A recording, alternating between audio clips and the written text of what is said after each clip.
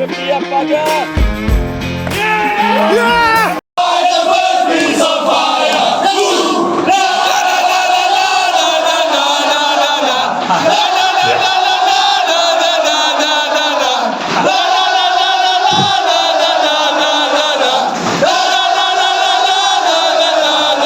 Welcome all to the second episode of Bergvliet Cricket Club's podcast, Seeing Off the New Ball. This is the podcast where we recap the past weekend's action, share some stories, celebrate our clubmates' milestones, and mention one or two failures in there.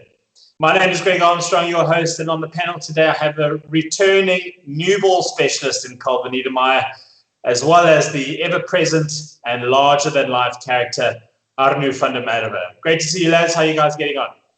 Very well. Feeling much better than Arno is this morning. Apparently, Arno was out celebrating with the lads on last night, celebrating his MOM performance from the weekend, but we'll get more into that later. Yeah, I wouldn't say it was about that, but we did get stuck into a few beers, but that's a typical Thursday, isn't it?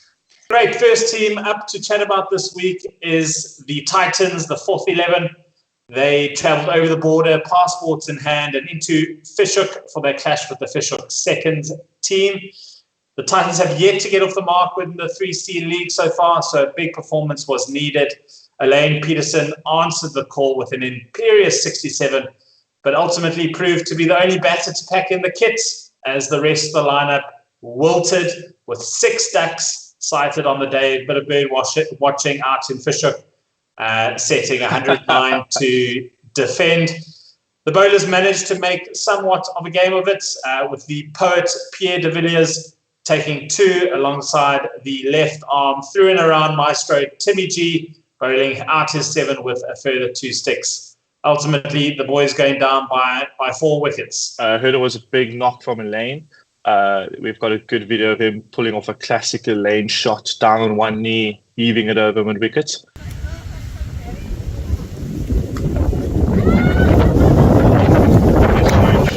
50 up for Elaine.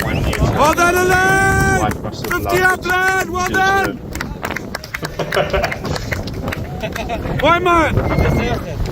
So last night we sitting in the pub, and Tim said that he created this team so that he can contribute, and he feels like he's just failing. Like he's so tired of drinking with his left hand. He's tired of not scoring runs. He's not taking wickets. He got used to it now in the first couple of games, and he said it's disgusting. Like once you're up there, and you're performing as an all-rounder, and all of a sudden you're not performing in either discipline.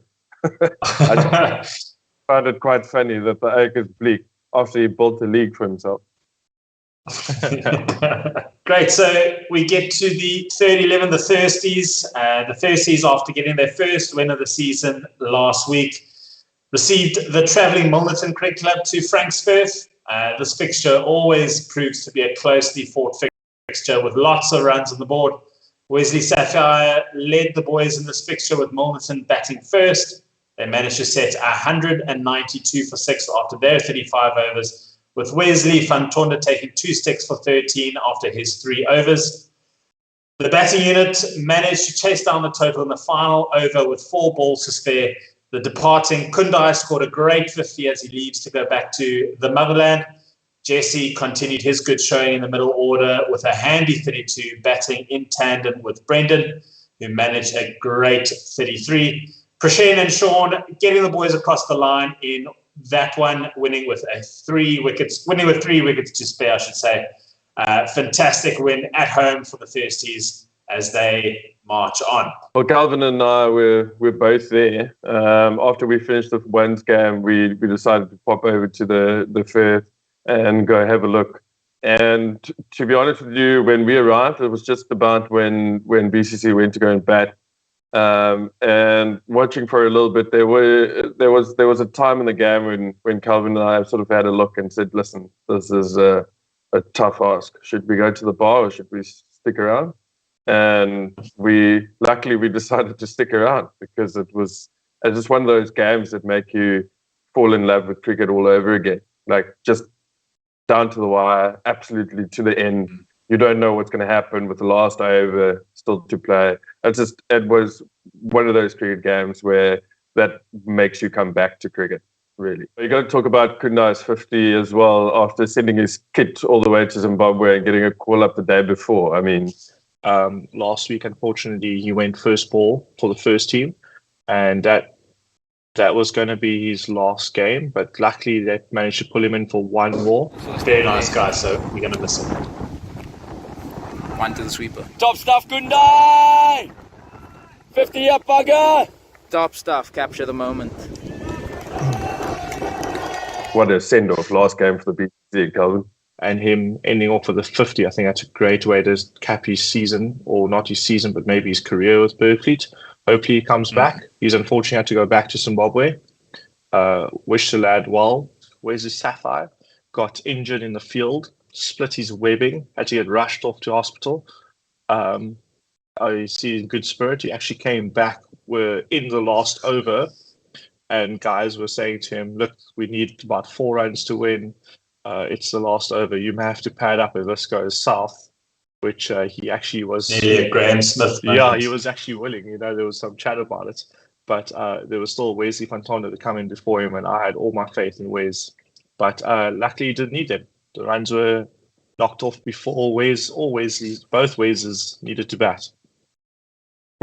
And that's sure. And when you look at the scorecard from the Thursday's game, 8 bowlers used. So outside of the wicket keeper, you really got to think to yourself, you should be in with a shout here. And maybe you need to start working on that, turning the arm over at Tuesday's nets.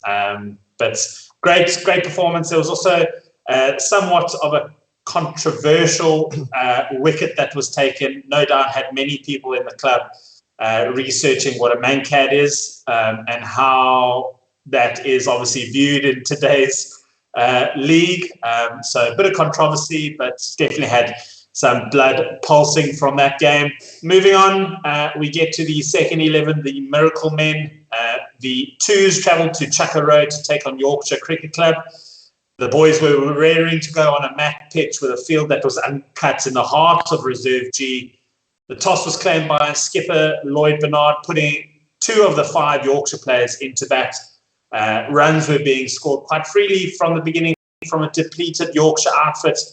But Ryan van Niekerk proved that his wicket-taking exploits were by no means a fluke, with another 3 scalps. Touch expensive for 40 runs, but Jamie Davids proving to be the pick of the bowling, taking 4 for 35, which swung the game in our favour, bowling them all out for 7 down for 143 runs. The batting unit managed to knock off the runs within 20 overs, with Jesse David scoring a very pretty 50 avoidance, 49, and Ryan van Niekerk continuing his strong all-rounder form, managing an aggressive 39 not out, ably supported by Rishti with 23 not out. So another bonus point win for the Miracle Men as they continue their perfect start to the season. What do you guys think of that fixture? I think Ryan's playing cricket on Wednesdays now as well for the vets, and I think this must be working for him.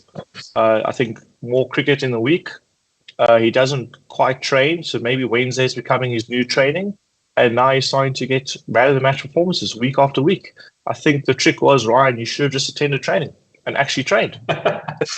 Yeah, two man of the match performances in 2 weeks. Definitely, he's in a rich vein of it. I wouldn't be surprised if I see him at the one stable this week. It's very funny that Lloyd Bernard also said Ryan van Niekerk will never bowl in my side when I captain, and then once again Ryan van Niekerk bowled another 3 scalps.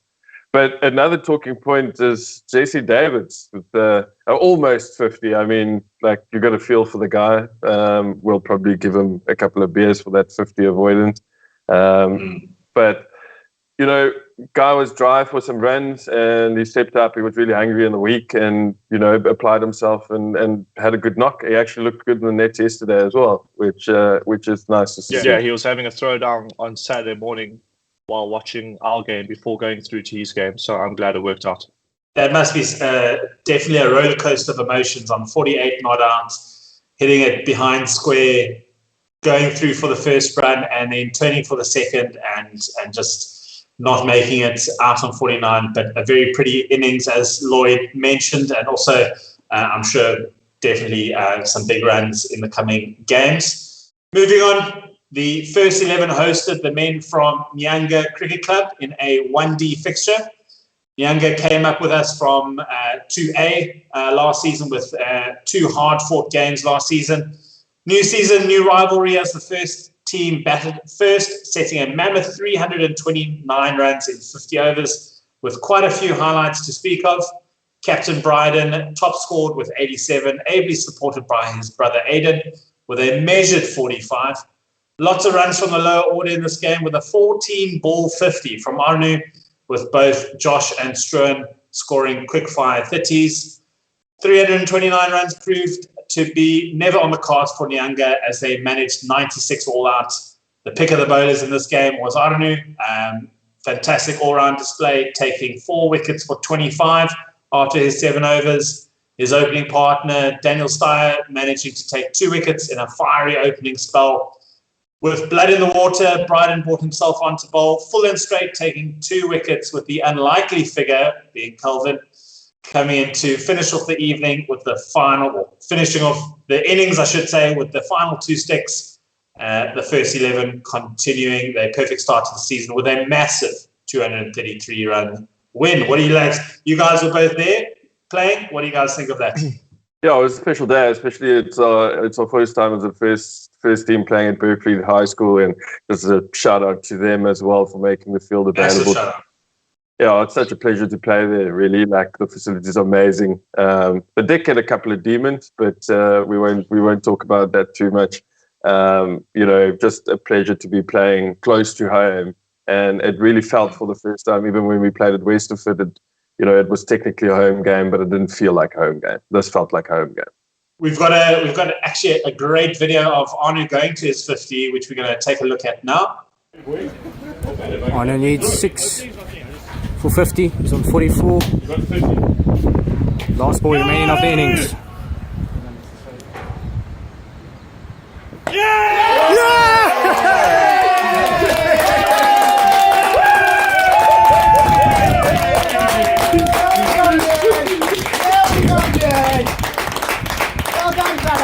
Perfect.